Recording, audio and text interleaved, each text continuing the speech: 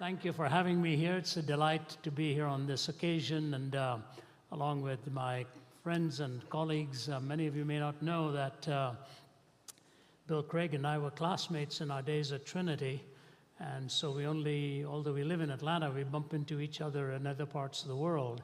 So I think he's following immediately after this, and of course you've heard from several of the others. I'm going to respond to this subject not on the basis of my book.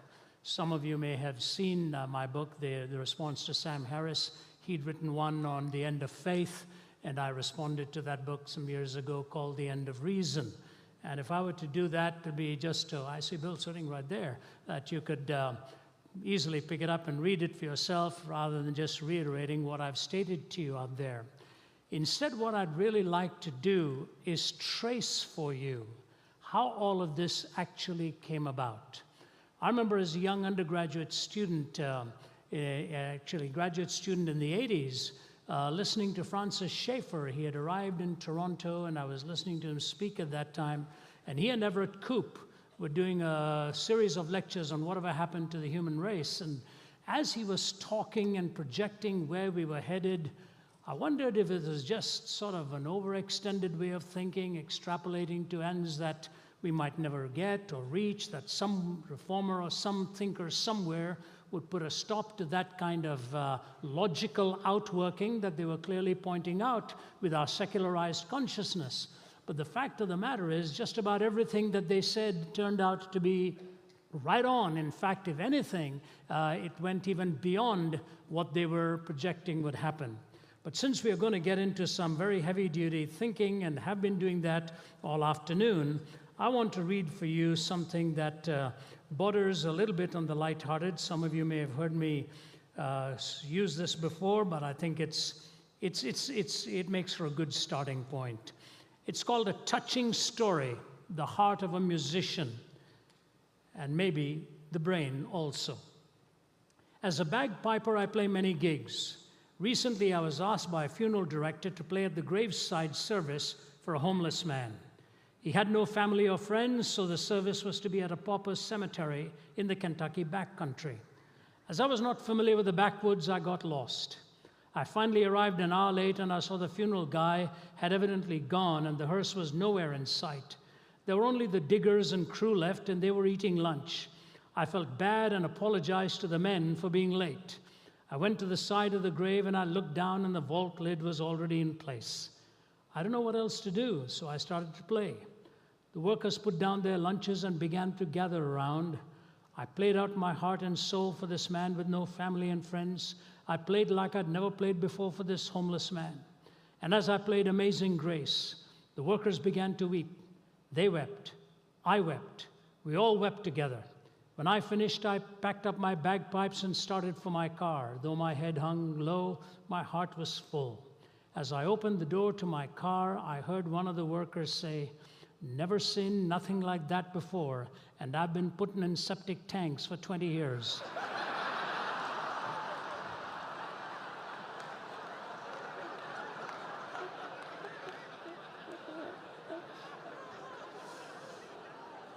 There's nothing like a deeply moving message for the wrong audience, at the wrong crowd, on the wrong occasion, and yet being so stirred in your emotions that you've done a wonderful job. That's what often happens in our society. We have come so adrift from our biblical moorings, at least the ideas that steadied this nation and the better part of the world, where so much was rooted in the notion of the ineradicable difference between good and evil. Facts by which we had built our legal systems, our notions of justice, the very value of human life, how intrinsic worth was given to every human being, not extrinsic worth conveyed by some will or fiat power or such authorities to which we look for our definitions in these days. So much has changed. So much is now, as Chesterton would say, with our feet firmly planted in midair. We just have no grounding anymore to define some of the most essential values which we assumed for many years. Just about 10 days ago, I was speaking at the United Nations prayer breakfast, and I was talking to them implicitly on the very notion of what it meant to be human. I ask you this: does it make any sense to even talk about human rights when we don't give a person the right to be human? Where we do not know the definitions for things that are so essential to life, the very possibility of life, the existence of life, the sacred meaning of marriage, of sexuality, all of these have been desacralized. And the only one now who's considered obnoxious is the one who wants to posit the sacredness of these issues. Many years ago, in the 1980s, Daniel Yankelovich in Atlantic Monthly wrote an article on the changing rules of American life. And 3 decades have gone by, and we've seen the implications of what this secular thinker had analyzed in his article. And here's what he said as a beginning definition, quoting the sociologist Daniel Bell.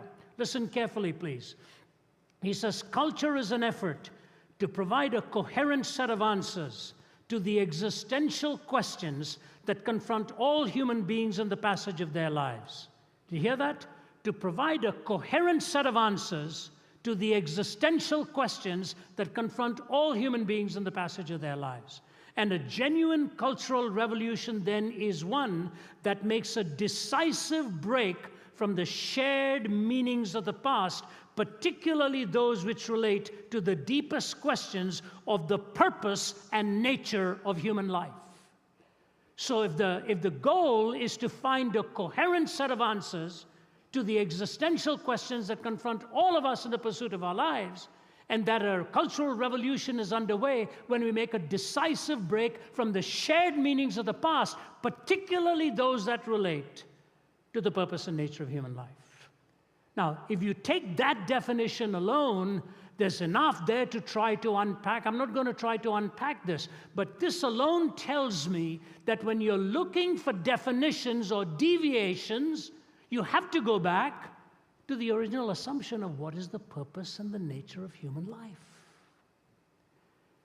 So questions of moral reasoning can only truly be postulated if we have assumed on a common purpose.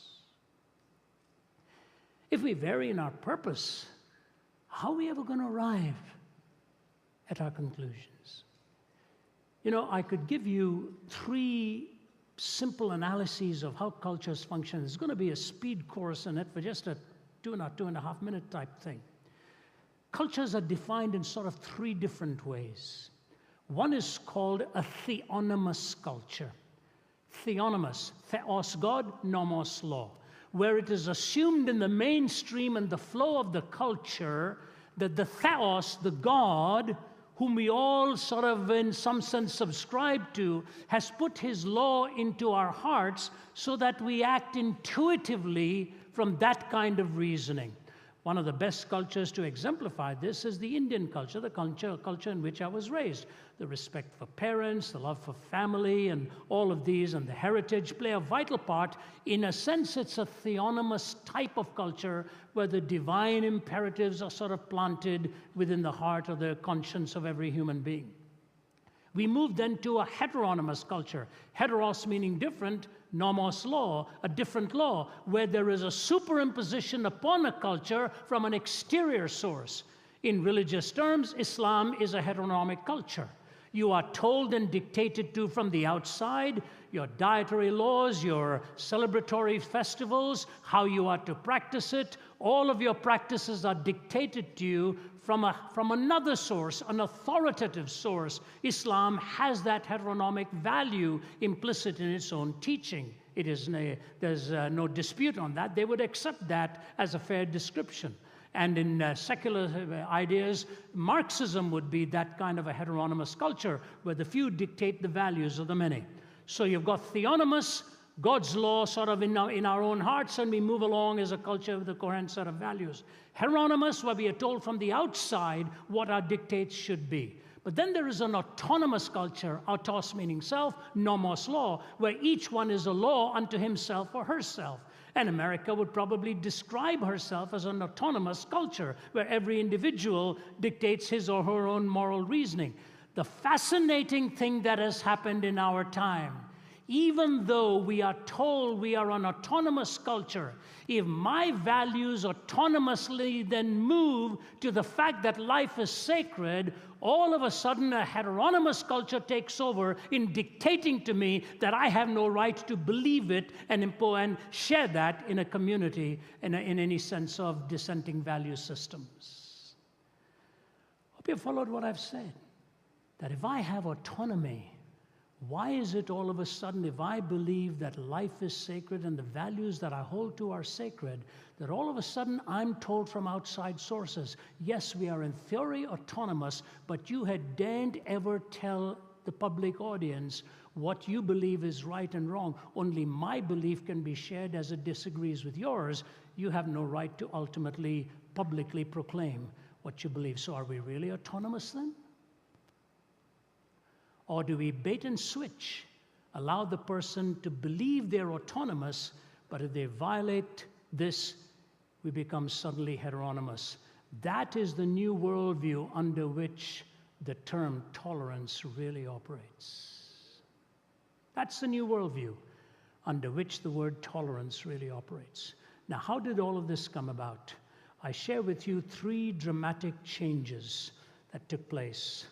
The first is called secularization. Secularization is the process by which religious ideas, institutions, and interpretations have lost their social significance. It is a process by which religious ideas, institutions, and interpretations have lost their social significance. One satirist puts it this way: first, dentistry was painless, then bicycles were chainless, and carriages were horseless, and many laws enforceless. Next, cookery was fireless, telegraphy was wireless, cigars were nicotineless, and coffee caffeineless. Soon oranges were seedless, the putting green was weedless, the college boy was hatless, the proper diet fatless. New motor roads are dustless, the latest steel is rustless, our tennis courts are sodless, our new religion godless. That is secularization in action, where religious ideas, institutions, and interpretations have lost their social significance. When this happens, a cultural inversion takes place. And let me move to illustrate this for you so that I can move quickly to my second and third sociological phenomena that I think brought all of this about. I remember in the 1980s when I moved to Atlanta from Toronto. We were living in Toronto prior to that. Watching the transcripts of a trial that had taken place with the pornographic entrepreneur, Larry Flynt. And the general opinion was that Larry Flynt's pornography was so off the charts that it even made Playboy magazine look quite normal and acceptable. That the deviance to which he had gone was absolutely unthinkable, and court cases were brought against him. But the lawyer defending Larry Flynt was very clever. The first thing he did was he said he only wanted people on the jury who did not belong to any church. And so that took a while for them to find somebody in the South who didn't belong to any church. So it took many, many days till that jury was complete. And then when the witnesses came to testify against Mr. Flynt, the lawyer defending Flynt went about it this way. He would say to them this: have you ever been into an art gallery? Yes. Have you ever paid to go into an art gallery? Yes. Have you ever paid to go into an art gallery where you've seen paintings by the great masters of art of unclothed people? Yes. Will you please tell this jury why you call that art and paid to go in to see it, and you call my client stuff pornography? On a witness box, how do you even deal with this? You're not going to get into some philosophical argument on the way you arrive at ethical values and so on, not with a lawyer with all of his ironic stare gazing down at you like that.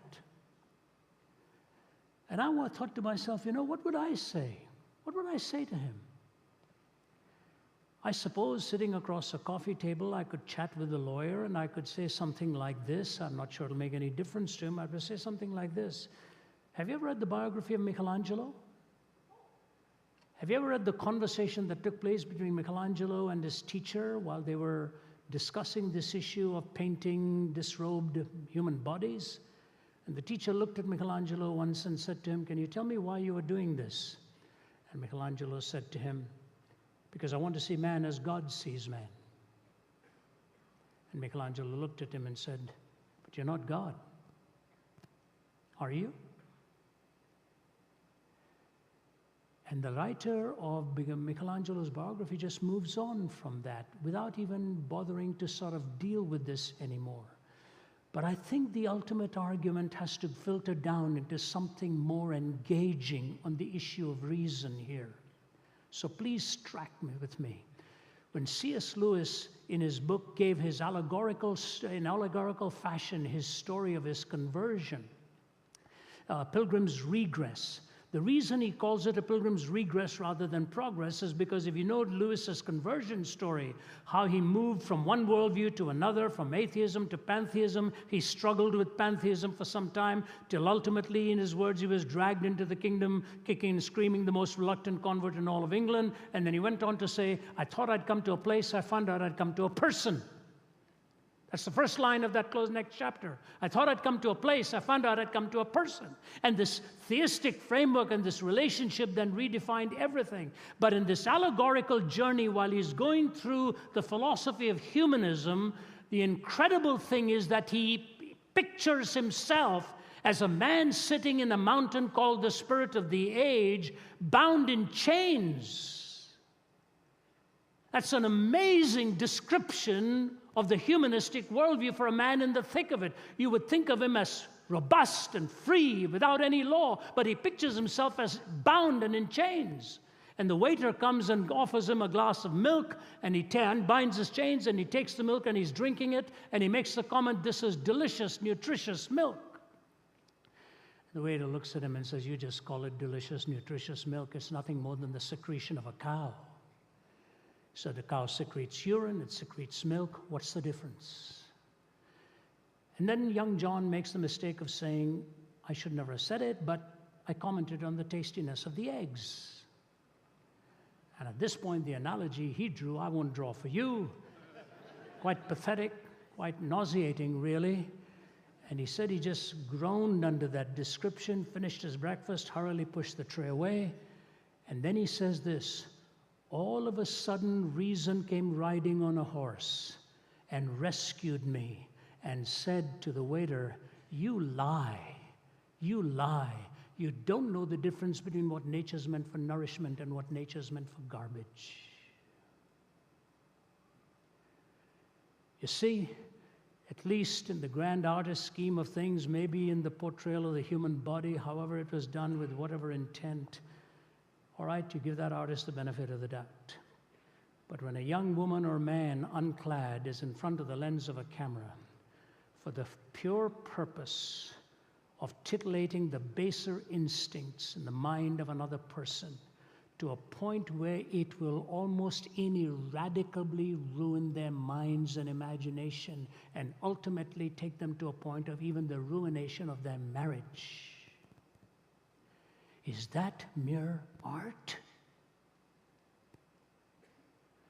How many people do you find who go into an art gallery, come back and say, "You know, I saw a painting on the wall and it ruined my marriage ultimately"? But the woman in front of that lens or the young man in front of the lens ought to look at the photographer and say, "Don't do this to me. Please don't do this to me," in this dehumanization process of just so destroying the imagination of someone in an insatiable way that they'll never be satisfied. But when secularization has had its full course, a young man or a young woman like that will never do it. Do you know why? Because the process of secularization, when it's done its work, will ultimately destroy a sense of shame within a culture. You take shame away. You take shame away from a highly educated person, and you've got a monster in the making. That's precisely what Hitler wrote. Exact words when he has him pinned today on Auschwitz. "I want to raise a generation of young people devoid of a conscience, imperious, relentless, and cruel. No shame, no guilt." Even today, psychiatrists are wrestling with the possibility of a drug that can actually deal with post-traumatic stress disorder, PTSD. But their great struggle of their own conscience is, if we can find a drug which can take away and deal with the memory of these horrific things that were done under their watch, what if a rapist takes it the morning after and wipes out his own memory of all the awful things that he did? Can we afford to invent a drug that a murderer or a rapist can actually ingest the next morning and have no sense of shame and no sense of remorse, no sense of regret? The danger with the kind of world that the Sam Harrises ultimately say, not with intent, but with logical outworking, is that it'll produce a generation of men and women without shame. And I'll tell you, the tragedy of that is a production of hell. Just 3 days ago, I had one of those landmark experiences in my life. I was talking to some of my colleagues at dinner on this last night. You know, I've done this now, been a speaker on the circuit for nearly 4 decades. And if I were to take 8 or 10 moments in life that defined me, I would say this Tuesday of this week defined some of that for me. I was at Angola prison, speaking to 5,300 prisoners, 80% of whom are on life without parole. Think of that. On death row, there were 45 with whom my friends and I walked past and chatted, put our hands through the bars, shook hands with them. A tiny little cot, a tiny night table, the toilet there, no doors, nothing, just the bars, and they shared televisions. I talked to one young guy there. I wouldn't name him for you, well, relatively young. I said, how long have you been? I'm not allowed to ask how long they've been there. I just said, how are you doing? He said, fine. He said, I've been here 16 years on death row, you know. I said, how old are you? He said, I'm 35. I said, you were here from when you were 19? He said, yes, sir. And I was not allowed to ask why they're there. He looked at me and he said, I got involved with organized crime when I was 16. And he said, like a dog going back to the vomit, I kept going back and kept going back. And the things I did, I wouldn't even describe for you. And here I am now awaiting the final day till they'll take me out for my last meal and do away with me. You know what? When you go to the execution chamber, it's a very sobering thing to look at. In fact, when I came back, I'm still processing it. I told my wife, I said, I want to take every member of my team there. They have this stretcher laid out with straps and the injection that is finally given. It used to be electrocuted, now the injection is given. And the prisoners there build coffins. But they asked the prisoners if they would build this bed on which the injection was administered. They refused, because they said our own mates will be killed on that. Interesting, isn't it? Men who are probably there for killing somebody else didn't want to create an instrument that would kill their own mates and their own buddies. It tells you that deep inside your conscience, there is that struggle that goes on the sacredness of life and the inviolability of it. When they lost their sense of shame, they destroyed other lives. When the sober-minded thinking came back, they said, we can't do anything like this. Secularization has a deadly effect when it is uninformed by a transcendent moral order. Pluralization is the next wave with which we moved, where there is a competing number of worldviews available to its members and no one worldview is dominant. A competing number of worldviews available to its members and no one worldview is dominant. Pluralization is a good thing. To have a competing now, to have different accents, to have different languages. There's a fast food outlet in Los Angeles. It's where a Korean is selling kosher tacos. That's quite a culinarily pluralistic offering out of his little wagon out there. Quite fascinating to watch. When I first came to Canada, when I was 20 years old, there were 500 Indians in Toronto. 500. Today, they're all there in taxis waiting for you at the airport to pick you up. There's 500,000 of them in Toronto now. Toronto is where I'd moved to and lived for 10 years, where I met my wife and married. When I came to Toronto at that time, if I saw another Indian, you'd cross the street to say hello and say, "Chai pina, I want to go and have a cup of tea." Now, if you did that, you'd do nothing else. The demographic has changed in these cultures. Pluralism is a good thing, but if pluralism is extended to mean relativism, then it's a deadly thing. If a relativistic ethic is espoused, then you end up with the lowest common denominator. Some of you may have heard me give this illustration, but let me hasten through it as time is fleeting by. Then I'll read an application, move to my final thought here. I remember many years ago in California, speaking to a Californian audience, and a professor of philosophy, as an American, came forward and he'd said he had converted to a pantheistic worldview. He walked forward and he said to me, "I can't believe that you're actually talking all this stuff about following Jesus Christ and all of that." He said, "I tell you what, I teach philosophy nearby. I'll bring my whole class on one of these nights you're here. You speak on why you're not a Hindu, and my class will just take you apart." I said, "No, sir, I won't do that." He said, "Why not?" I said, "I've heard long ago when you throw mud at others, not only do you lose a lot of ground, you get your hands dirty in the process." He didn't think it was very funny. So I said, "Okay, let me try it another way." I said, "I tell you what I'll do. I will speak to you, speak on the subject why I am a Christian, and you bring all of your class, students, and they can take me apart then." He said, "Well, I don't like that, but then I said, "And implicit in what I say will be what you want me to address anyway." So he brought his students, and they sat there smugly like this.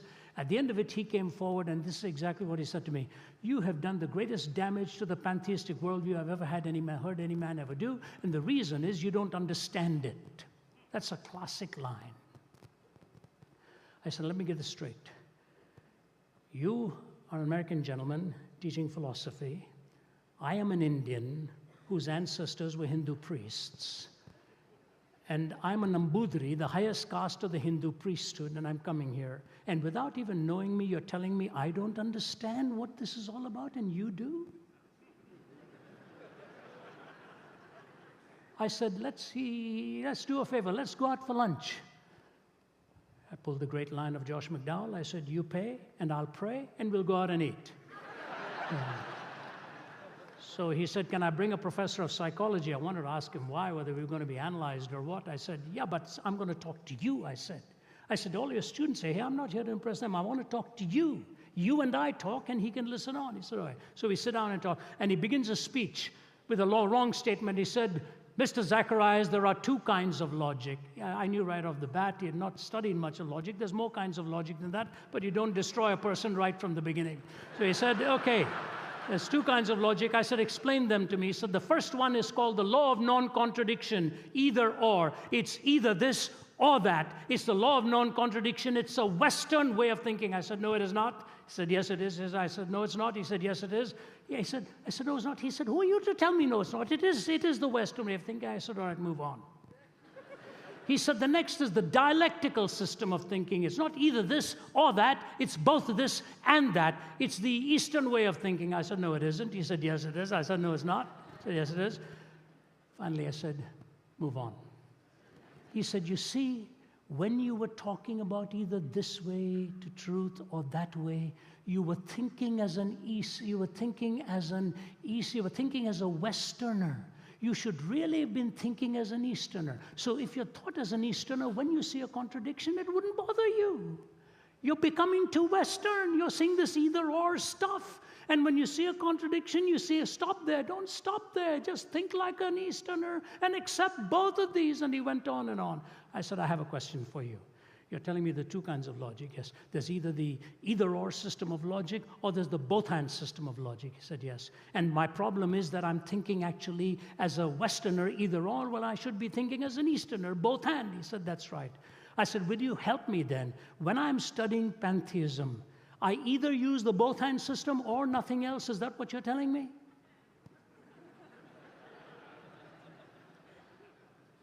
That I either use the both-hand system of logic or nothing else? Is that what you're telling me? The psychologist looked at him and said, "I think we should go now." And let me quote to you what he said. "The either-or does seem to emerge, doesn't it?" I said, "I got news for you, sir. Even in India, you look both ways before you cross the street. It is either the bus or me, not both of us. You know what he has done? He has mixed up the popular expression of a worldview and forgotten the original protagonists of those worldview. If Gautama Buddha were both and, why did he reject the Vedas? Why did he reject the caste system? Why did he found Buddhism? He was born a Hindu.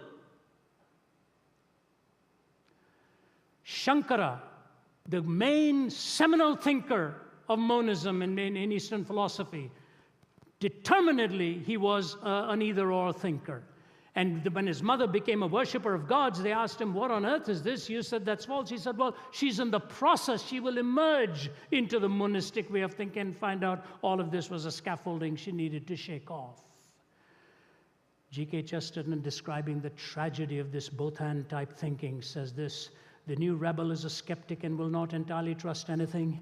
He has no loyalty, therefore he can never be a true revolutionist. And the fact that he doubts everything gets in his way when he wants to denounce anything. For all denunciation implies a moral doctrine of some kind. And the modern revolutionist doubts not only the institution he denounces, but the doctrine by which he denounces it. So he writes one book complaining that imperial oppression insults the purity of women, and then he writes another book, a novel, in which he insults it himself. He curses the Sultan because Christian girls lose their virginity, then curses Mrs. Grundy because they keep it. As a politician, he cries out that war is a waste of life, then as a philosopher that life itself is a waste of time. A Russian pessimist will denounce a policeman for killing a peasant, then prove by the highest philosophical principles that the peasant ought to have killed himself. A man denounces marriage as a lie, then denounces aristocratic profligates for treating it as a lie. He calls the flag a bauble, then blames the oppressors of Poland or Ireland because they take away that bauble. The man of this school goes first to a political meeting where he complains that savages are treated as if they were beasts, then he takes his hat and umbrella and goes on to a scientific meeting where he proves that they practically are beasts. In short, the modern revolutionist, being an infinite skeptic, is always engaged in undermining his own minds. In his book on politics, he attacks men for trampling on morality. In his book on ethics, he attacks morality for trampling on men. Therefore, the modern man in revolt has become practically useless for all purposes of revolt. By rebelling against everything, he's lost his right to rebel against anything.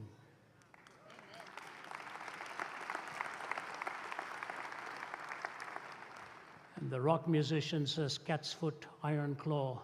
Neurosurgeons scream for more from paranoia's poison door. 21st century schizoid man. Death seed, blind man's greed, poets starving, children bleed. Nothing he's got he really needs. 21st century schizoid man. Blood rack, barbed wire, politicians, funeral pyre, innocents raped with napalm fire, 21st century schizoid man. The walls on which the prophets wrote is cracking at the seams. Upon the instruments of death the sunlight brightly gleams. Will no one lay the laurel wreath as silence drowns the screams? Between the iron gates of fate the seeds of time are sown, and watered by the deeds of those who know and who are known. Knowledge is a deadly friend when no one sets the rules. The fate of all mankind I see is in the hands of fools. Confusion will be my epitaph as I crawl a cracked and broken path. If we make it, we can all sit back and laugh, but I'm afraid tomorrow I'll be crying.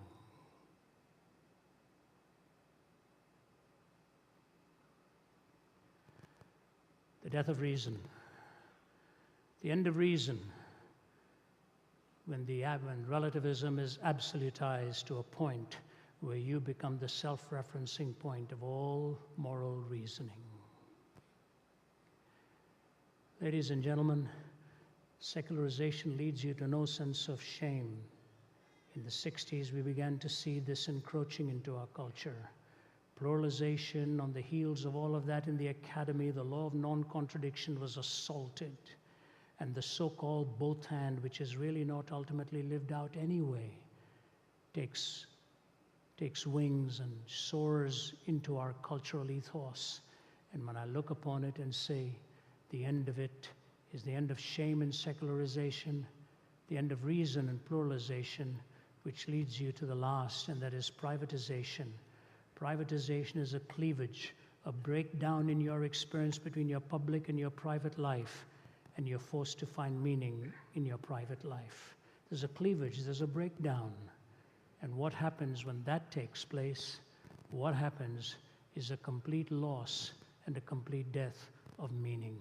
No shame, no reason, no meaning. That's where we are today.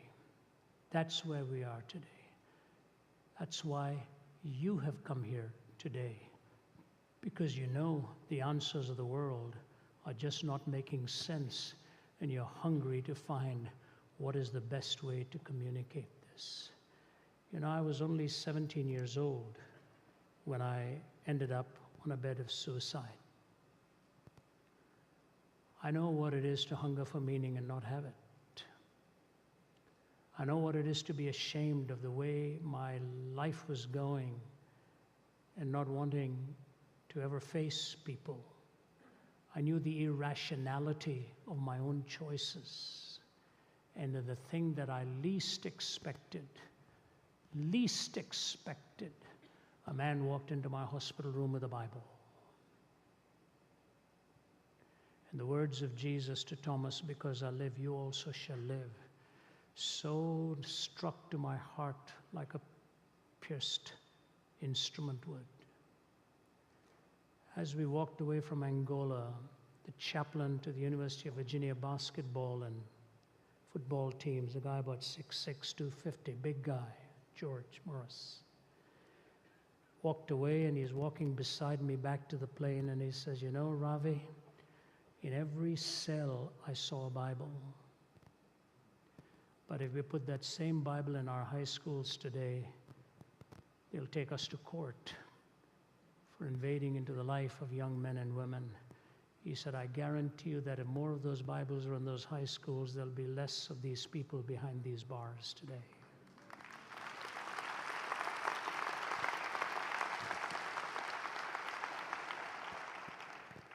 I want to leave you with two thoughts.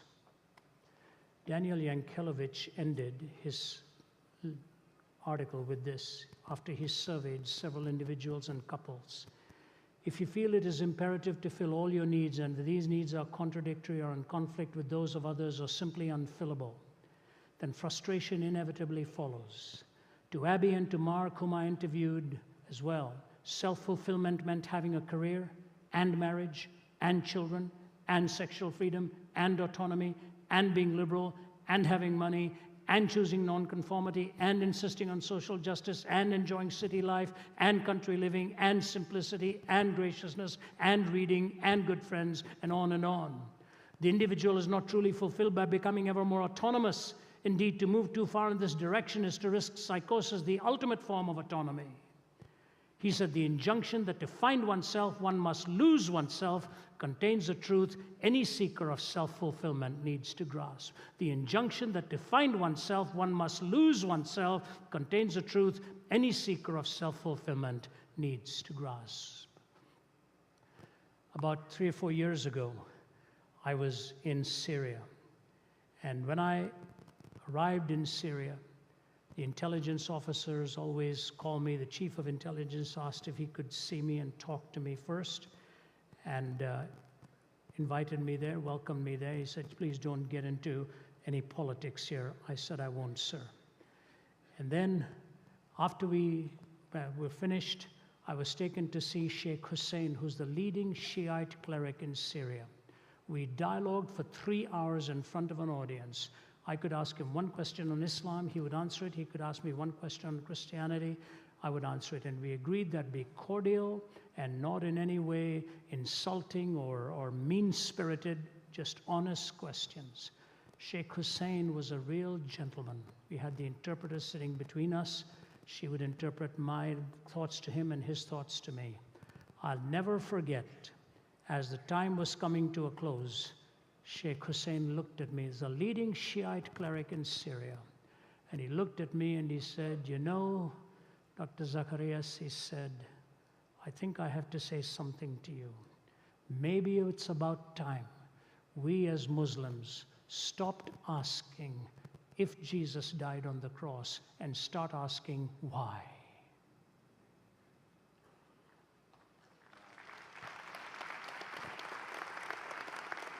I said, "Sheikh Hussein, do I have your permission to quote you, sir?" He said, yes, you can. When you see a society without shame, without reason, and without meaning, take a look at the cross again and try to understand what the word redemption actually means. Goes way beyond forgiveness, goes way beyond acceptance. It goes to the point of revaluing, redeeming you, and giving you that fresh sense of worth and value as God intends to have in his relationship with you. Douglas Copeland, in his book, Life After God, this secular thinker, this Canadian thinker, ends his book with these words, and I end with this quote.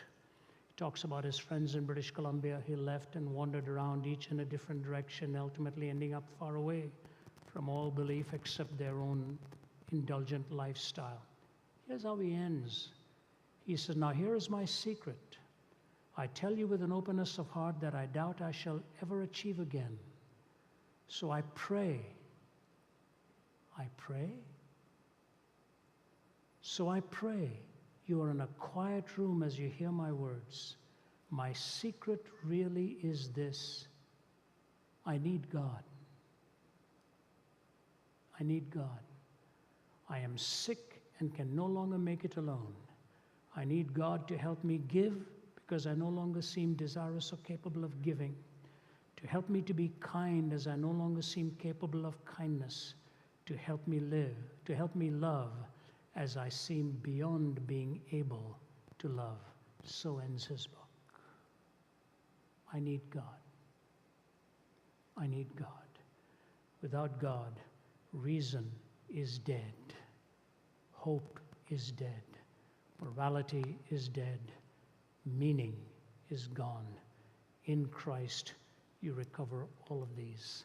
So I commend the organizers for having a conference such as this, and I thank you for giving me your attention. May God richly bless you.